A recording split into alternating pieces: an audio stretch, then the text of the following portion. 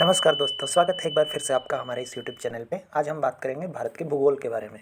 तो वीडियो के अंत तक बने रहिए, वीडियो को लाइक करिए, शेयर करिए और चैनल को सब्सक्राइब करिए, जिससे यह जानकारी और लोगों तक भी पहुंच सके। तो आइए शुरू करते हैं।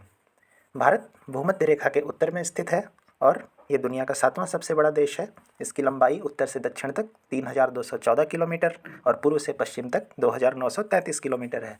इसकी कुल भूसीमा 15200 किलोमीटर की है और समुद्र तट 7516 किलोमीटर का है। भारत एशिया महाद्वीप में आता है और इसका क्षेत्र है दक्षिण और दक्षिण पूर्व एशिया। इसका कुल भू क्षेत्र 91% है और लगभग 9% क्षेत्र में जल क्षेत्र स्थित है। भारत जिन प्रमुख देशों के साथ अपनी भू सीमाएं साझा करता है उसमें है बांग्लादेश, चीन, पाकिस्तान, नेपाल, म्यांमार और भूटान। भारत का सबसे ऊंचा स्थान कंचनजंगा है। इसका न्यूनतम बिंदु है कुटनाड। सबसे लंबी नदी है गंगा। सबसे बड़ी झील, मीठे पानी की झील की बात करें तो है लोकतक झील, जो कि मणिपुर में स्थित है। और खारा पानी की झील की बात करें तो चिल्का झील, जो कि उड़ीसा में स्थित है। अब बात करते हैं इसके भूवैज्ञानिक विकास की। भारत पूरी तरह से इंडियन प्लेट पर स्थित है। ये एक प्रमुख टेक्टोनिक प्लेट है जिसका निर्माण प्राचीन महाद्वीप गोंडवाना लैंड से अलग होने के बाद हुआ था। जो भारत और नेपाल के बीच की आधुनिक सीमा है, वहाँ पर यूरेशियन प्लेट के साथ टकराव से ओरोजेनिक बेल्ट का निर्माण हुआ, जिसने तिब्बती पठार और हिमालय का निर्माण किया।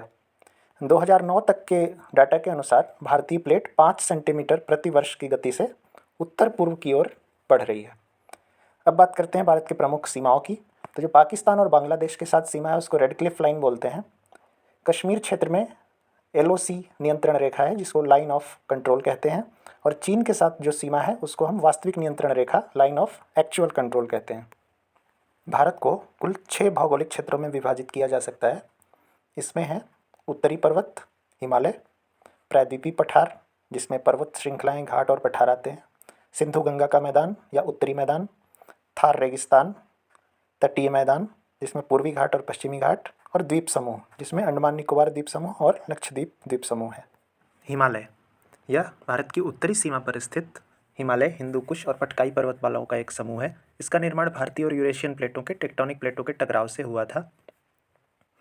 ये मानसूनी हवाओं के द्वारा भारतीय जलवायु पर अपना प्रभाव डालते हैं। भारत में हिमालय उत्तर में लद्दाख से लेकर पूर्व में अरुणाचल प्रदेश राज्य तक फैला हुआ है। हिमालय मध्य एशिया से आने वाली ठंडी हवाओं के लिए एक अवरोधक के रूप में भी कार्य करता है, जिसकी वजह से सर्दियों के दौरान उत्तरी भारत अपेक्षाकृत गर्म या फिर हल्का ठंडा रहता है। प्रायद्वीपीय पठार, प्रायद्वीपीय पठार में प्रमुखतः 3 पर्वत श्रृंखलाएं हैं, जो है अरावली, विंध्य और सतपुड़ा। अरावली रेंज भारत की सबसे पुरानी पर्वत श्रृंखला है जो राजस्थान में उत्तर पूर्व से दक्षिण पश्चिम दिशा तक फैली है। विंध्य पर्वतमाला सतपुड़ा के उत्तर में और अरावली के पूर्व में स्थित है, जो मध्य भारत के अधिकांश हिस्सों में फैली हुई है। सतपुड़ा रेंज विंध्य के दक्षिण में और अरावली के पूर्व में स्थित है। पूर्वी गुजरात में अरब सागर के पास से शुरू होकर महाराष्ट्र, मध्य प्रदेश और छत्तीसगढ़ तक चलती है। पठारों की बात करें तो मालवा का पठार राजस्थान, मध्य प्रदेश और गुजरात में फैला हुआ है। छोटा नागपुर का पठार पूर्वी भारत में स्थित है। दक्षिणी कार्नोलाइट भूभाग विशेषकर तमिलनाडु को कवर करता है। दक्कन का पठार एक बहुत बड़ा त्रिकोणीय पठार है जो उत्तर में विंध्य से घिरा है। और कच्छ काठियावाड़ का पठार जो कि गुजरात राज्य में स्थित है। सिंधु गंगा का मैदान, यह 3 प्रमुख नदियों सिंधु, गंगा और ब्रह्मपुत्र के प्रभुत्व वाले मैदान है। ये जम्मू कश्मीर से लेकर पूर्व में असम तक हिमालय के समानांतर चलते हैं। इस क्षेत्र की प्रमुख नदियाँ जैसे गंगा, सिंधु, ब्रह्मपुत्र के अलावा यमुना, चंबल, गोमती, घाघरा, कोसी, सतलज, रावी, ब्यास, चिनाब और तीस्ता हैं। इनके विशाल मैदानों को प्रमुखतः 4 भागों में वर्गीकृत किया गया है। भाबर बेल्ट जो कि हिमालय की तलहटी से सटा हुआ है, तराई बेल्ट जो भाबर के दक्षिण में स्थित है, बांगर बेल्ट जो पुराने जलोढ़ से बनी हुई है, और खादर बेल्ट जो बांगर के निचले इलाकों में स्थित है। थार रेगिस्तान, थार रेगिस्तान कुछ गणनाओं के अनुसार दुनिया का 7वां सबसे बड़ा और कुछ के अनुसार 10वां सबसे बड़ा रेगिस्तान है। यह पश्चिमी भारत का एक महत्वपूर्ण हिस्सा है। इसका अधिकांश भाग राजस्थान में स्थित है।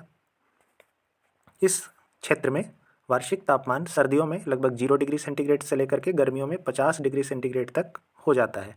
इसका लगभग 10% हिस्सा रेत के टीलों से बना हुआ है। इस क्षेत्र में वर्षा काफ़ी अनियमित होती है, पानी दुर्लभ होता है और अक्सर ज़मीन के स्तर से 30 से लेकर 120 मीटर नीचे तक की गहराई में होता है। इस क्षेत्र की एकमात्र नदी लूनी है।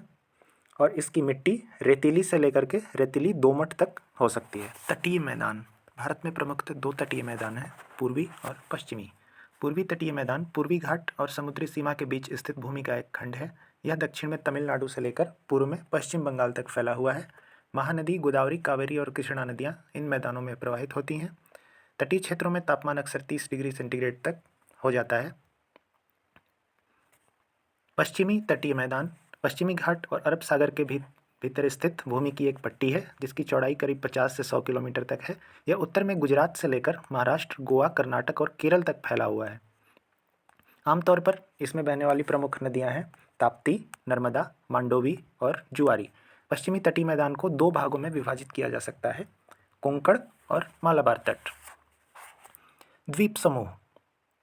लक्षद्वीप और अंडमान निकोबार द्वीप समूह भारत के दो प्रमुख द्वीप समूह हैं और इन्हें केंद्र शासित प्रदेशों के रूप में वर्गीकृत किया गया है। लक्षद्वीप अरब सागर में स्थित एक द्वीप समूह है जो 32 वर्ग किलोमीटर में फैला हुआ है। इसमें 12 एटोल, 3 चट्टानें और 5 जलमग्न बैंक शामिल हैं, जिन्हें मिलाकर करीब 35 द्वीप और टापू हैं। अंडमान और निकोबार द्वीप समूह बंगाल की खाड़ी में स्थित है। इसमें शामिल कुल द्वीपों की संख्या 572 है और इनका क्षेत्रफल करीब 6170 वर्ग किलोमीटर अंडमान का और 1765 वर्ग किलोमीटर निकोबार का है। भारत के जो ज्वालामुखी हैं एकमात्र बैरन द्वीप और नारकोंडम, वो इसी क्षेत्र में स्थित हैं।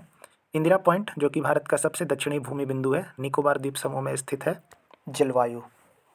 जैसा कि हम जानते हैं, भारत का एक विविध विस्तार और भू विविधता की वजह से भारत की जलवायु भी प्रभावित होती है और उसी तरह से भारत की जलवायु भी कई तरह से वर्गीकृत की जाती है।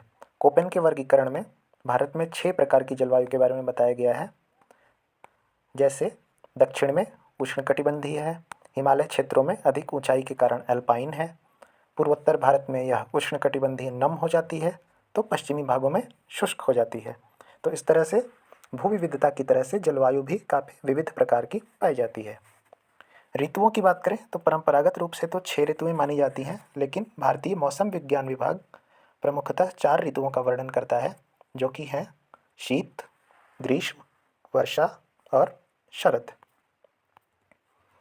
अगर बात करें भारत के जल संसाधन की तो प्रमुखतः 4 जल संसाधन के स्रोत मौजूद हैं, जिनकी उपलब्धता क्षेत्रीय स्तर पर जीवन शैली और संस्कृति के साथ भी जुड़ी हुई है। सबसे पहला है वर्षा जल, जो कि काफ़ी मात्रा में उपलब्ध होता है और यह एक सामान्य जीवन का अंग भी है। नदी जल प्रमुखतः 12 नदियों को प्रमुख नदियां वर्गीकृत किया गया है, जिसमें गंगा, ब्रह्मपुत्र, मेघना सबसे बृहद हैं। अन्य सतही जलों में आते हैं झीलें, ताल, पोखरे और तालाब। इसके बाद है भूजल। भारत विश्व का सबसे बड़ा भूजल का उपयोग करने वाला देश है और इसका प्रमुखतः उपयोग सिंचाई और घरेलू कार्यों में किया जाता है। तो दोस्तों, कैसी लगी आप सबको ये जानकारी? वीडियो देखने के लिए बहुत बहुत धन्यवाद। ये वीडियो आपको कैसा लगा कमेंट में ज़रूर बताएं। इस वीडियो को शेयर करें जिससे और लोगों तक ये जानकारी पहुंच सके। ऐसे ही और वीडियोस तक पहुंचने के लिए कृपया हमारे यूट्यूब चैनल को सब्सक्राइब करें। बहुत बहुत धन्यवाद। जय हिंद।